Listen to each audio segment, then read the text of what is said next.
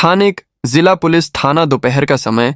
थाने में चाय की खुशबू और हल्की सी ऊप फैली हुई थी। कुछ सिपाही मोबाइल में व्यस्त थे, कुछ कागज पलट रहे थे। तभी दरवाजे से कांपती हुई आवाज सुनाई दी। साहब मेरी मदद कीजिए। दरवाजे पर खड़ा था एक थका हारा बुजुर्ग, उम्र कोई 70 से 75 के बीच, चेहरा झुर्रियों से भरा, कपड़े मैले कुचेले, हाथ में एक फटा हुआ झोला। आंखों में थकान से ज्यादा कुछ और था, एक उम्मीद या शायद आखिरी उम्मीद। अबे वो बाबा, यहां भीख नहीं मिलती, निकलो बाहर, एक सिपाही ने झुंझलाकर कहा। मैं भीख नहीं मांग रहा बेटा, मेरा सामान चोरी हो गया है, एक शिकायत दर्ज करानी है, बुजुर्ग ने धीमी पर साफ आवाज में कहा। सिपाही ने ठंडी नजर से देखा और फिर मुंह फेर लिया। चोरी क्या? चोरी हो गया कटोरियां, चप्पल देखो बाबा। टाइम मत वेस्ट करो, बुजुर्ग ने धीमे स्वर में कहा। मेरे पास ज्यादा कुछ नहीं था, बस एक पुराना बटुआ, और उसमें मेरी बीवी की दवा के पैसे थे और मेरी पुरानी पेंशन की पर्ची। थाने में कोई हंस रहा था, कोई नजरें चुरा रहा था, लेकिन तभी अंदर के कैबिन से किसी ने पूछा, क्या हुआ, बाहर कौन है? यह आवाज थी एसपी आदित्य प्रताप सिंह की। कड़क आवाज, आंखों में तेज और चेहरे पर अनुशासन की सख्ती पर। दिल का साफ यही कहा जाता था उनके बारे में। सिपाही ने अनमने से जवाब दिया, कोई बूढ़ा आया है सर, चोरी का केस बताकर भीख मांग रहा है। अंदर से कोई फाइल पटकी गई, चोरी का मामला है तो सुनो। भीख मांगना और शिकायत करना दो अलग चीजें हैं, भेजो उसे अंदर। बुजुर्ग कांपते हुए अंदर पहुंचा। एसपी साहब ने सामने देखा, उनकी निगाहें उस चेहरे पर जमी रहीं। कुछ पल कुछ ज्यादा ही लंबा बैठिए। बाबा बताइए क्या हुआ? आवाज में सख्ती नहीं थी, एक अजीब सी नरमी थी। बुजुर्ग ने थैले से एक पुरानी फटी डायरी निकाली। मैं बस्ती नंबर 11 में रहता हूं, मेरी बीवी की तबीयत बहुत खराब है। कल बाजार गया था, एक आदमी धक्का मार गया। जब संभला तो मेरा बटुआ नहीं था, उसमें मेरे पेंशन के कागज थे और कुछ दवाई के पैसे। एसपी आदित्य की आंखें उस डायरी पर टिक गई। वहीं एक पुराना नाम लिखा था, हरिनाथ। एसपी की सांस एक पल को रुक गई। क्या नाम बताया आपने? उन्होंने धीरे से पूछा। हरिनाथ, हरिनाथ सिंह, बुजुर्ग ने जवाब दिया। एसपी की उंगलियां को धीमे धीमे मेज पर थिरकने लगी। बाबा, आपकी बाजू पर यह निशान कैसा है? उन्होंने इशारा किया। बुजुर्ग ने आहिस्ता से बाजू ऊपर की एक पुराना जला हुआ निशान, कुछ वैसा ही जैसा एएसपी आदित्य ने अपने बचपन में देखा था। अपने पिता के हाथ पर आपका कोई बेटा है बाबा? सबने सवाल किया। गले में कुछ अटका हुआ सा बुजुर्ग ने मुस्कुराने की कोशिश की, फिर थक कर बोला था, बहुत साल पहले एक रेल दुर्घटना में हम बिछड़ गए थे। आदित्य सीपी की आंखों में नमी उतर आई। कमरे में सन्नाटा फैल गया। वह अपनी जगह से उठे, धीरे धीरे आगे बढ़े और सामने झुककर पूछा, बाबा आप मुझे पहचानते हैं? बुजुर्ग ने झुककर देखा, फिर जैसे समय की परतें खुलने लगीं। चेहरे का तेज वो नजरें और वो नाम, आदित्य। आवाज कांप रही थी और साथ ही कमरे की दीवारें भी। थाने के भीतर वह पल जैसे थम सा गया था। एसपी आदित्य की आंखें अब नमी से भरी थीं, लेकिन वह सख्त चेहरा जो जिले भर में डर और इज्जत दोनों का प्रतीक था, अब थरथराने लगा था। बाबा आप ही हो ना? हरिनाथ सिंह, मेरा बाबा। बुजुर्ग की आंखें पल भर के लिए खुली की खुली रह गई। वो आदित्य की आंखों में देख रहे थे, जैसे किसी भूले बिसरे सपने को पहचानने की कोशिश कर रहे हों। तू मेरा आदित्य है, उसकी कांपती आवाज में भरोसे और डर का अजीब मिश्रण था। एसपी ने आगे बढ़कर धीरे से उनके हाथ थाम ली। हाँ बाबा, मैं ही हूं आपका बेटा, जिसे आपने स्टेशन पर आखिरी बार देखा था। बुजुर्ग का शरीर कांपने लगा, उनकी आंखों से आंसू बहने लगे, होंठ हिल रहे थे पर शब्द नहीं निकल रहे थे। एक पल के लिए वह फर्श पर ही बैठ गए और एएसपी भी घुटनों के बल नीचे आ गया। सिपाही और कर्मचारी जो अब तक खड़े तमाशा देख रहे थे, सन्न रह गए। जो बुजुर्ग उन्हें झूठा शिकायत करता लग रहा था, वही इस थाने के सबसे ताकतवर अफसर का बाप निकला। लेकिन बाबा आप कहां चले गए थे? उस रात के बाद आप कभी नहीं मिले। आदित्य की आवाज टूट रही थी। हरिनाथ ने धीरे धीरे जवाब दिया, वह रेल हादसे की रात मैं तुम्हें ढूंढता रहा बेटा, लेकिन भगदड़ में सब बिछड़ गए और फिर मैं घायल हो गया।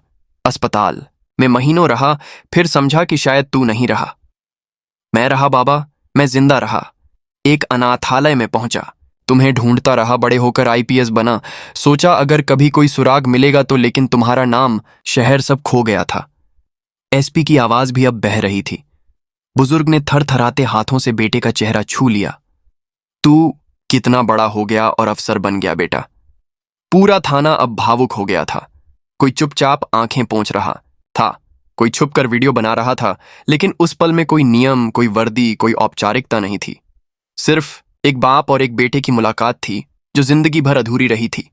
एसपी ने आदेश दिया, सभी रिकॉर्ड करो कि बाबा की शिकायत पर अब एफआईआर दर्ज होगी और इस केस की तह तक जाया जाएगा। सभी अफसर हरकत में आ गए। एक सिपाही चाय लेकर आया। बाबा जी कुछ खाइए, बहुत देर से भूखे होंगे। एएसपी ने खुद जाकर अपने कैबिन से कपड़ा लाया और पिता के पैरों से धूल साफ की। मैंने कितनी बार भगवान से मांगा था कि एक बार मिलवा दो, बस एक बार, अब मैं आपको कहीं नहीं जाने दूंगा। बाबा बुजुर्ग बोले, नहीं बेटा, मैं किसी पर बोझ नहीं बनना चाहता। बोझ बाबा, अगर आपकी दुआ ना होती तो आज मैं एसपी नहीं होता। मेरा पूरा जीवन आपसे ही तो है। थोड़ी देर में प्रेस को भी खबर मिल गई थी। थाने के बाहर मीडिया इकट्ठा हो चुकी थी। एसपी आदित्य ने जो किया वह आज का सबसे बड़ा संदेश है, एक पत्रकार ने कहा, और शायद वह सही था, क्योंकि यह कहानी सिर्फ एक गुमशुदा बाप और बेटी की नहीं थी। यह कहानी थी हर उस इंसान की जिसे दुनिया ने भुला दिया, लेकिन किस्मत ने नहीं। हाट शाम ढल चुकी थी। पुलिस स्टेशन की भीड़ धीरे धीरे कम हो रही थी, लेकिन एक कोना अब भी भावनाओं से भरा हुआ था। एसपी आदित्य प्रताप सिंह अपने पिता को अपने सरकारी वाहन में बिठाकर अपने सरकारी आवास की ओर जा रहा था। रास्ते भर दोनों के बीच चुप्पी थी, लेकिन वह चुप्पी नहीं थी। वो चुप्पी उन सालों की थी जिन्हें शब्दों से भरना मुश्किल था। बुजुर्ग हरिनाथ सिंह खिड़की से बाहर देख रहे थे, जैसे हर एक दृश्य उनके लिए नया था। बहुत बदल गया है ये शहर, उन्होंने धीरे से कहा। शहर बदला है बाबा, पर आपका बेटा अब भी वही है जो आखिरी बार स्टेशन पर आपके गले लगकर रोया था, आदित्य ने गाड़ी चलाते हुए कहा। घर पहुंचने पर आदित्य की पत्नी सीमा दरवाजे पर खड़ी थी। वह समझ नहीं पा रही थी कि एसपी साहब इतने भावुक क्यों हैं और साथ में कौन है। सीमा मिलो, ये मेरे पिताजी हैं। सीमा चौंक गई। लेकिन आपने तो कहा था। हाँ, मैंने भी यही समझा था कि वह नहीं रहे, लेकिन किस्मत ने आज मुझे फिर से उनका बेटा बना दिया। सीमा ने तुरंत उनके पैर छुए और उन्हें आदर पूंख अंदर ले गई। रात का खाना दोनों ने साथ खाया, बहुत सालों बाद। खाने के बाद आदित्य पिता के कमरे में बैठा, उनके पैरों के पास बैठकर पुरानी बातें सुन रहा था। हरिनाथ ने धीरे से कहा, बेटा, तुझसे कुछ छुपाया है। आदित्य चौंका। क्या बात है बाबा? तू जब अनाथालय पहुंचा था मैं तुझे ढूंढने निकला था, लेकिन मैं अकेला नहीं था, तेरी माँ भी थी मेरे साथ। आदित्य के चेहरे से रंग उड़ गया। माँ? हाँ बेटा, वो जिंदा थी, लेकिन हादसे के बाद मानसिक रूप से बहुत कमजोर हो गई थी, और जब तू नहीं मिला वो टूट गई। मैंने उसे एक सेवा संस्थान में भर्ती करा दिया जहां उसका इलाज हो सके। तो क्या वह अब भी वही है? अब तक मैं हर महीने जाकर मिलता था, पर पिछले महीने मेरी जेब कट गई, दवाई के पैसे भी चले गए, तभी शिकायत दर्ज कराने गया था। एसपी आदित्य खड़ा हो गया। मैं अभी चलूंगा बाबा, मां को लेकर आऊंगा। मैं अब कोई अधूरा रिश्ता नहीं छोड़ना चाहता। बुजुर्ग की आंखों से आंसू निकल पड़े। आज तू वाकई बड़ा अफसर ही नहीं, बड़ा बेटा भी बन गया है। कुछ घंटों बाद एएसपी की गाड़ी शहर के एक सेवा आश्रम में रुकी। वहां एक कोने में एक बुजुर्ग महिला बैठी थी। सफेद बाल, शांत चेहरा, खोई हुई सी निगाहें। इस पे धीरे धीरे उनके पास गया। मां, आवाज में कामता पर अपनापन भी। महिला ने पलट कर देखा। कई सालों की धुंध जैसी छंटने लगी। आदित्य, उसकी आंखें पहली बार चमकी। एसपी आदित्य ने झुककर उनका हाथ थामा और बोला, हाँ मां, मैं आ गया हूं, आपका बेटा। सेवा आश्रम की नर्सें, स्टाफ सब उस पल को देख रहे थे। एक बिछड़ा हुआ परिवार फिर से जुड़ गया था।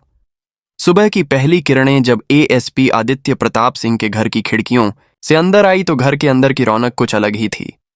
बरसों बाद उस घर में सिर्फ चाय की खुशबू नहीं, एक मां की ममता, एक पिता का स्नेह और एक बेटे की संतुष्टि का उजाला फैला था। आदित्य ने दोनों के पैर छूकर आशीर्वाद लिया और कहा, अब मैं अकेला नहीं हूं, अब मेरा घर है, मेरा परिवार है। सीमा ने हाथ में आरती की थाली ली और दोनों बुजुर्गों की पूजा की। माँ बाबा, आप दोनों हमारे लिए भगवान हैं। उस दिन थाना परिसर में एक विशेष सभा रखी गई। सभी पुलिस अधिकारी, कर्मचारी, मीडिया और स्थानीय लोग मौजूद थे। एसपी आदित्य प्रताप सिंह मंच पर खड़े थे और उनके पास बैठे थे उनके माँ बाप हरिनाथ सिंह और श्रीमती सावित्री देवी। आदित्य ने माइक उठाया और कहा, आप सब सोच रहे होंगे कि एक बुजुर्ग की शिकायत के लिए मैंने थाने को रोका क्यों। इतना गंभीर क्यों हुआ तो सुनिए। सारा मंच सन्न हो गया क्योंकि वह बुजुर्ग सिर्फ कोई पीड़ित नहीं था, वो मेरे पिता थे जिनसे मैं बचपन में रेल हादसे में बिछड़ गया था और कल इतने वर्षों बाद इस थाने में वह मुझसे फिर मिले। कल जो मेरी वर्दी थी वो एक पुलिस अफसर की थी, पर आज जो मैं पहना हूं वह एक बेटे का फर्ज है और यह फर्ज मैं कभी नहीं छोड़ सकता। सभा में बैठे कई लोग रो पड़े, कुछ ने तालियां बजाईं, कुछ सन्न थे। इसके बाद आदित्य ने एक नई योजना की घोषणा की। हर थाने में एक सम्मान कक्ष बनाया जाएगा जहां हर बुजुर्ग की शिकायत को गंभीरता से सुना जाएगा, बिना किसी पूर्वाग्रह, बिना किसी मजाक के, क्योंकि जो लोग हमें जन्म देते हैं, जो लोग देश के लिए जीते हैं, उन्हें आखिरी सफर तक सम्मान मिलना चाहिए। मीडिया हेडलाइंस एसपी के थाने में मिला। सालों बाद बिछड़ा पिता, देश की आंखें नम आदित्य प्रताप सिंह बने आदर्श बेटा, नई मिसाल। अब बुजुर्गों की शिकायत होगी सबसे पहली प्राथमिकता। पुलिस विभाग में बदलाव। शाम को आदित्य अपने पिता के पास बैठा था। बाबा एक बात कहूं? हाँ बेटा, अब मैं आपकी पुरानी डायरी को डिजिटल करवा रहा हूं। आपकी लिखी यादें, कविताएं सब देश पढ़ेगा। हरिनाथ मुस्कुराए। मैंने कभी सोचा नहीं था कि मेरा बेटा इतना बड़ा बनेगा और फिर मुझे ढूंढेगा। आपने कभी छोड़ा नहीं। बाबा, किस्मत ने हमें देर से मिलाया पर अलग नहीं कर पाई।